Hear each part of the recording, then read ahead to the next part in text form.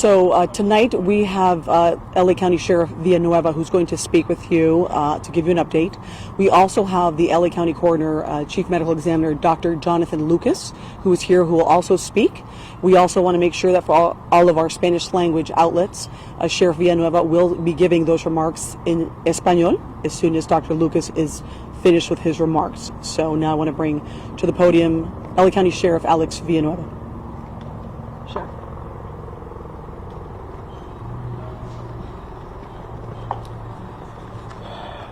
Good evening, everyone.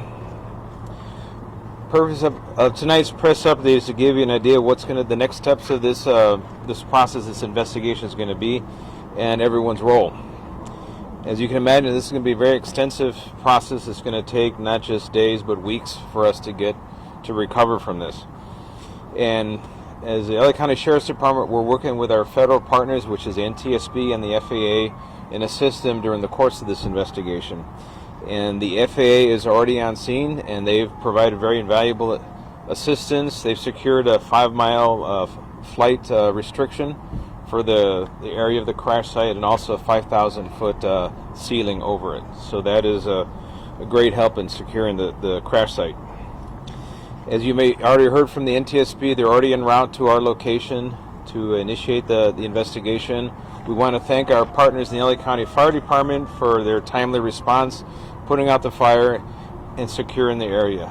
And right now, it's, as you can imagine, it's a logistical nightmare in a sense, because the crash site itself is not easily accessible. However, we're now faced with, I guess, well-wishers and people mourning who have descended on the area, on the residential community, and even the crash site itself. And we have to reiterate, it is off limits to everybody except the first responders and investigators.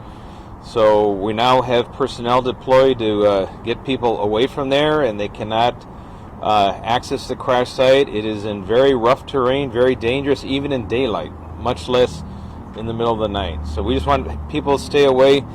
The location itself is in a residential community, or adjacent to a residential community, and there are no businesses, and we want to have the roads free for first responders and for investigators.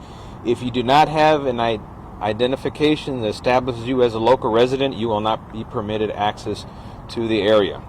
And there are road closures in effect right now. Okay, those road closures are going to be, it's going to be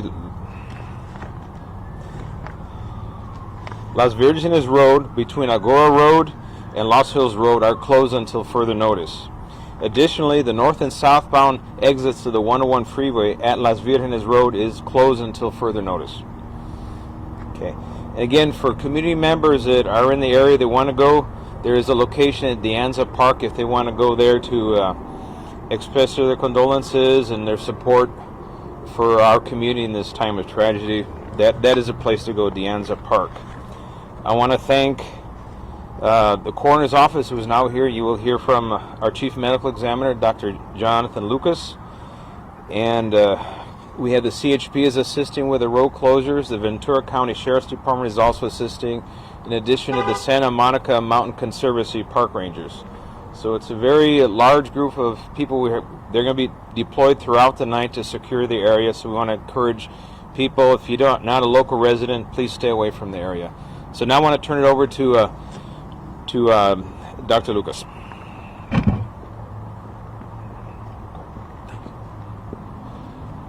Good evening. My name is Dr. Jonathan Lucas. I'm the Chief Medical Examiner for the County of Los Angeles.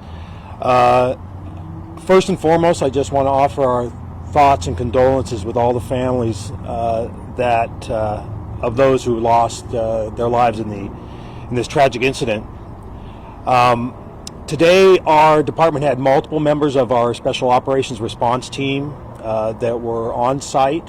Our recovery efforts began today, but as the sheriff mentioned, given the terrain and the condition of the site, we expect that this will probably take at least a couple, if not a few days, to complete the recovery. Our priority is completing the recovery as quickly as possible, but safely and thoroughly, and doing that to make sure our staff are, like I said, are safe. Our next priority after recovery is identification and notification of the families, all of which we'll do as soon as we possibly can. I want to give a big thanks to the sheriff and his department, who has been extremely helpful to our department to this point, and I know they will be going forward. I also want to emphasize that we'll be doing our work thoroughly, quickly, and with the utmost compassion. So again, we offer our condolences to the families at this point, and I just want to reassure everybody we're doing everything we can to confirm identifications and give closure to the families involved. Thank you. En español, buenas noches. Queremos informarles que ya la investigación se ha empezado, va a ser muy complejo, va a durar no solamente días, sino semanas. Y la oficina del coroner del condado de Los Ángeles ya ha empezado a recobrar los restos. El proceso va a durar unos días, pero el proceso de identificarlos va a durar mucho más tiempo que eso. Y es un proceso muy largo. Y la idea es obtener clausura y que cada persona que tenga familiar que falleció en este accidente son identificados, son notificados y después esa información se puede dar a la luz pública.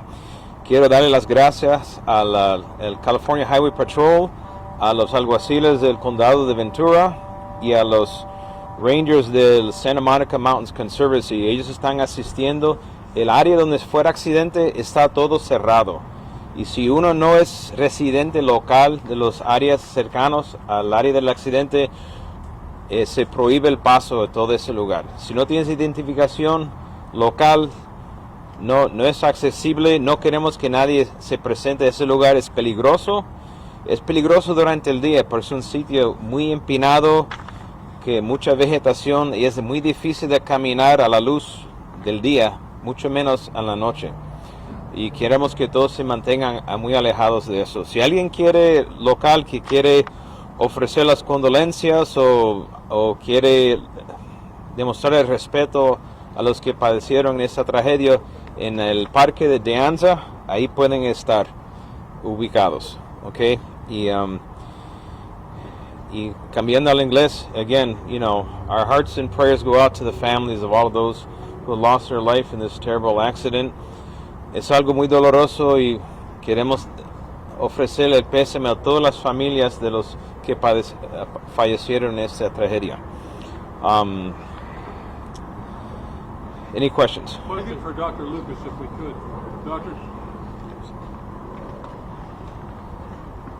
have your investigators been to the crash site? Have they been able to recover any pertinent information which can lead to the identification of those people who did not survive?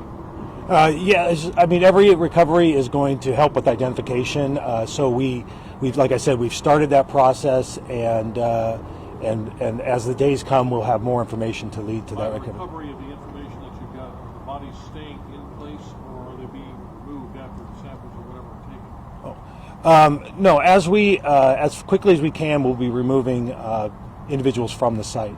And have any bodies been individually removed yet, sir? We have made some transport, yes. And what can you tell us? Where are they taken to initially? At this point, we're transporting them, and we will be examining them in the days to come. What's the process of identification? The identification can be a variety of things. Fingerprints, obviously, being the most important or the quickest thing, but other types of methods we can use that are scientifically based. We'll do that if we need to. There was a fire. DNA. Is that going to, make an identification process? I don't have those details. What's the factor of the weather? The LAPD is saying that their helicopters were grounded, or the sheriff's station helicopters grounded. What kind of issues is it on? We do know there was an issue of visibility and a low ceiling. The actual conditions at the time of impact, that is still yet to be determined, and we'll have that with the NTSB shortly. Were your helicopters grounded? We had none operating in the area at the time Why? Because of the weather? because of the weather. Sheriff, you described the scene itself as being fairly rugged, pretty hard to get into at this point. Dimensions that we're talking about here, how wide of an area the NTSB and your people are going to have to look at as far as wreckage, debris spread, everything else? It's roughly a football field of debris. About what, circular, about 300 yards or 100 yards? Roughly 100 yards across in each direction.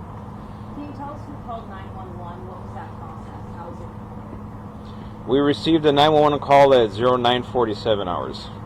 That was the first call, and then from there, all the 911 lines light up at once. So we get a bunch of people call at once. Was it a witness, someone on the trail? Do you know where that 911 call? There were numerous witnesses that either heard or saw something. They were in the vicinity. Yes. Are you going to be providing that information regarding the witnesses that'll be folded into what the NTSB is doing? Well, we want all witnesses to be interviewed first by the federal investigators, and once they're done interviewing them, then we can identify it. That'll be up to the FAA and the NTSB. Going back to Dr. Lucas, you're talking about the identification. Now, there was a fire in there, so assuming that the fire affected some of the remains of these folks, are we talking about dental, DNA, what types of procedures? I don't really know enough yet about the condition at this point to answer that question, but I can tell you that we will use every method available as needed. Good afternoon. My name is Daryl Osby, and I'm the fire chief of the Los Angeles County Fire Department. I want to thank you for coming here to today's briefing of the Willow incident.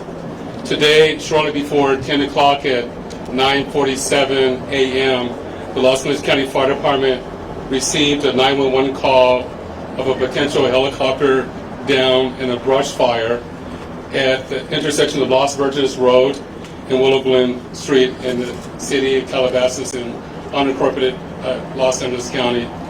Upon arrival, our firefighters discovered approximately a quarter-acre brush fire that resulted from a crash on the hillside.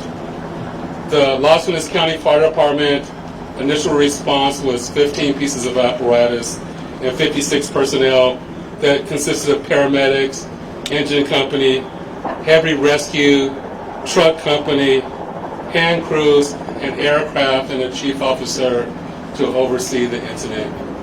Upon arrival, during the incident, and upon arrival of the Sheriff's Department, our two respective departments entered into unified command to handle this incident. Our firefighters on scene indicated that there was a debris field and steep terrain with a quarter-acre brush fire that was occurring at the time. Our firefighters hiked in to the accident site with their medical equipment and hose lines to extinguish the stubborn fire, as it included the brush fire, debris from a helicopter, and the fire also included magnesium, which is very hard for our firefighters to extinguish because magnesium reacts with oxygen and water. In addition to our firefighters hiking into the incident, we had one helicopter flying to the incident with firefighter paramedics on board. Those paramedics were hoisted down to the incident early into the incident. They did a search of the area for survivors. Unfortunately, all the survivors on board were determined to have been perished. Firefighters and hand crews worked to extinguish the fire while carefully preserving the incident for investigation. Currently, this investigation is still ongoing. I would like to turn this over to my sheriff to continue the press briefing.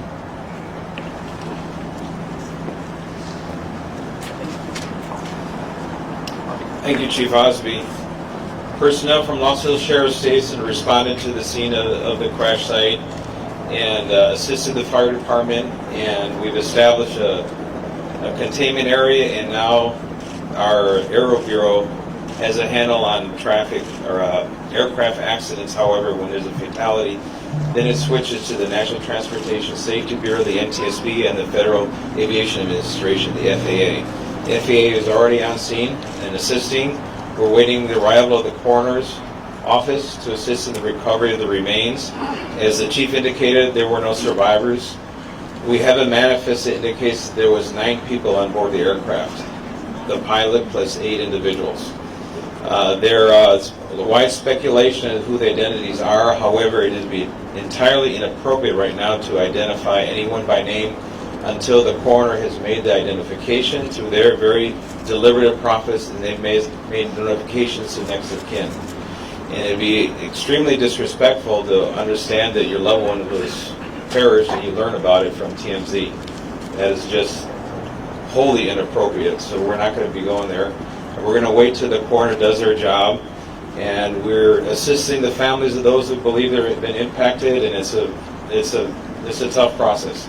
And our hope goes out to all of the members who were on board, all the family of everyone who was on board this aircraft, and God bless their souls.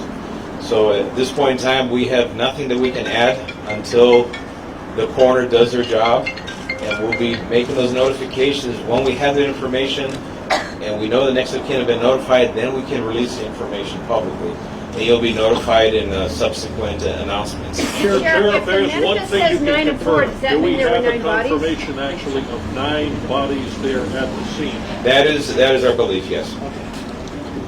So we realize at this point there are so many questions. There's a lot of information out there, and again, we understand. There's a lot of information that's floating, but we certainly have a responsibility and an obligation, out of respect, of course, for the families. And this is a very difficult time for us all, for the city. We have the mayor here of Calabasas, also city.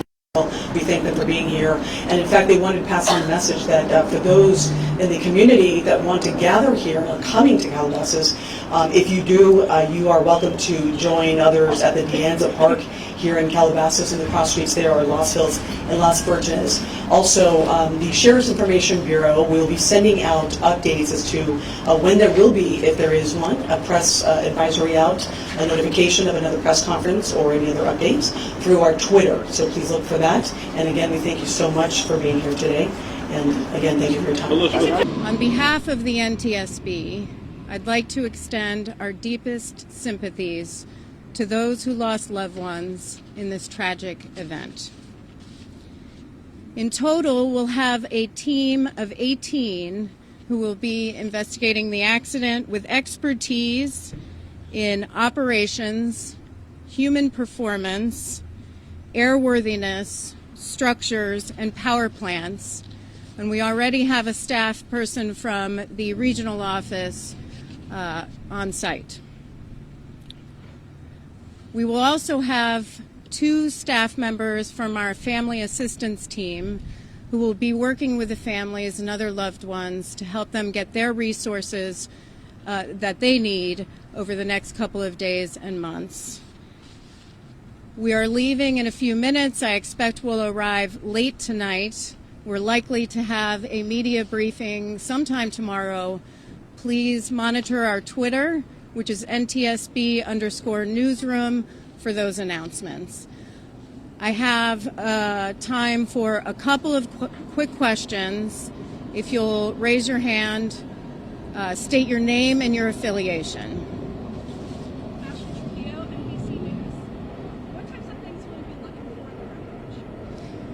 The question is, what types of things will we be looking for? Our team will be looking at the history of the pilot and whatever crew was on board. We'll be looking at maintenance records of the helicopter. We will be looking at records of the owner and operator of the helicopter, and a number of other things that we look at as part of the investigation. Greg Clare with CNN. How soon do you anticipate getting to work tonight once you land in California? That's hard to tell. The question is how late will we be getting to work? We do have somebody who's on scene or en route from our Western Region office, and so when we get on scene, we'll have to assess what we're able to do at that time. Fox 5. Media on the ground is reporting 9 people were killed in that crash. Does Sikorsky typically carry 9 people? Is it a helicopter that can be capable of carrying that many people? The question is how many people can be carried in the Sikorsky 76B. We are trying to figure out what the configuration of that helicopter is. It really just depends on the configuration. So that's something we're still trying to verify. One more question.